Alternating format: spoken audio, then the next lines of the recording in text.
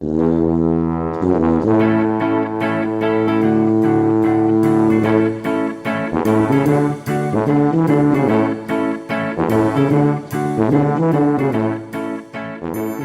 and welcome to the Mental Breakdown Morning Show. I'm Dr. Bernie Wilkinson. I'm Dr. Richard Marshall. Richard, how important is it to control clutter? Oh my gosh.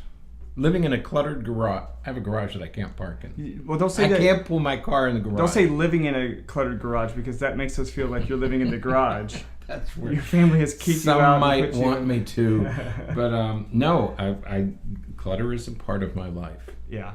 It's hard to keep clutter under control.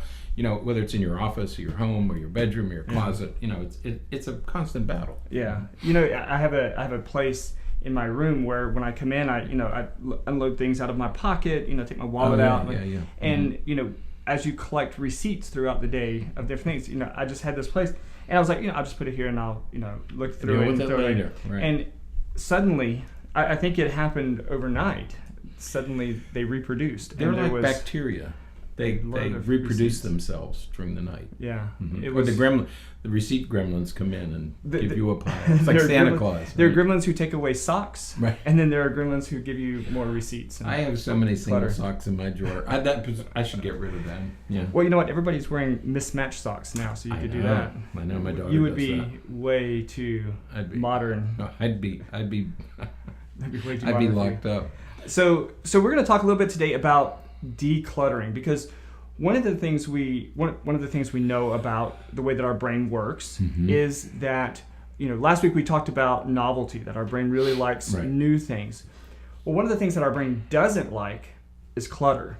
It doesn't work well when either your brain, your mind, your thoughts are cluttered, and when your environment is cluttered. That's right. And we often talk about, you look at his desk and we make little jokes about this. We say, he has brains the same way. It's all cluttered but really it's the clutter that causes your brain to get confused. Okay. Yeah. It's not that your brain is already confused.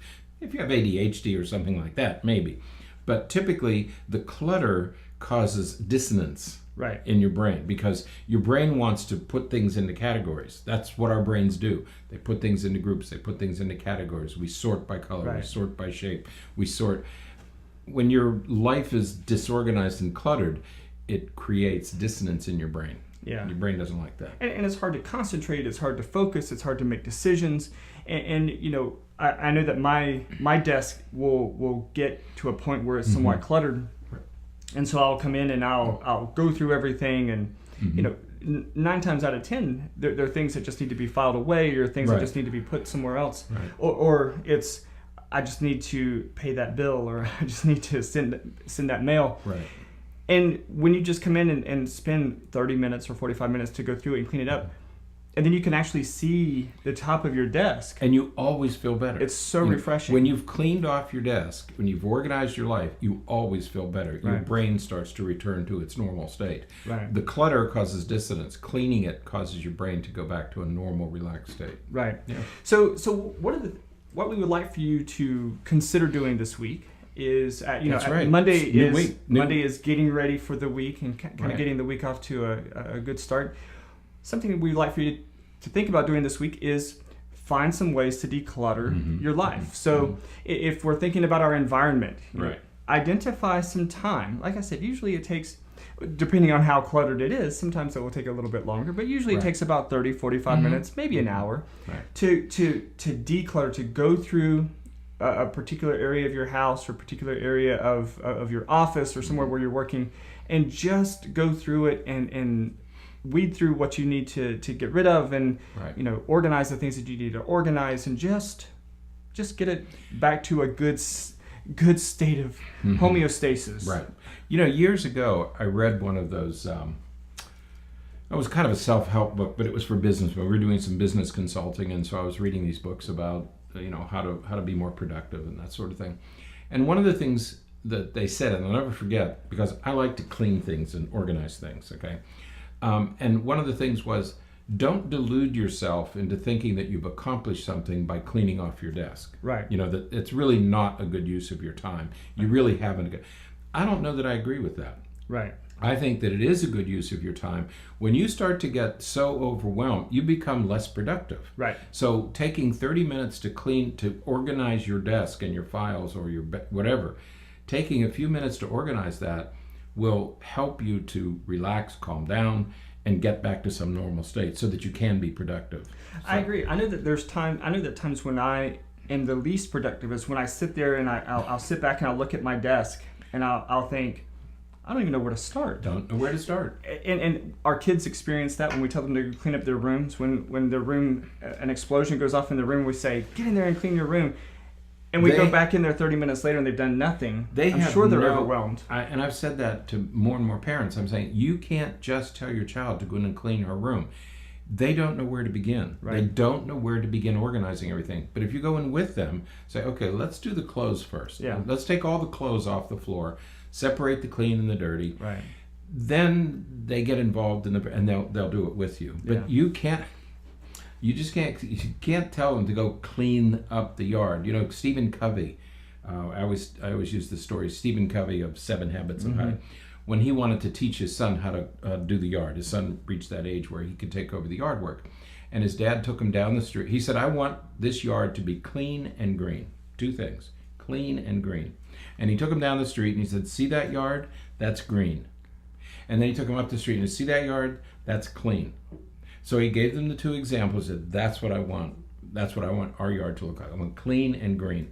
So he was able to, rather than saying, go do the yard, kids don't know how to do the yard. They don't know what the final product should look like or what we want the final product to look like. Right. You have to organize it for them. And I think he did a good job with that with his son. Right. And so we've used the word a number of times now. And so a lot of times when we're talking about decluttering, what we're really talking about is just organizing. Right. Just putting things together that go together, putting things where they belong, and again, just kind of putting everything in its place. But we got to do the same thing with our thoughts. Right. With what's going on upstairs. Right. We have to declutter that as well. And so sometimes you're going to find that there's these little things that are itching you in the back of your mind. I need to. Oh man, I got to call. It's October, so what does that mean? It's open enrollment.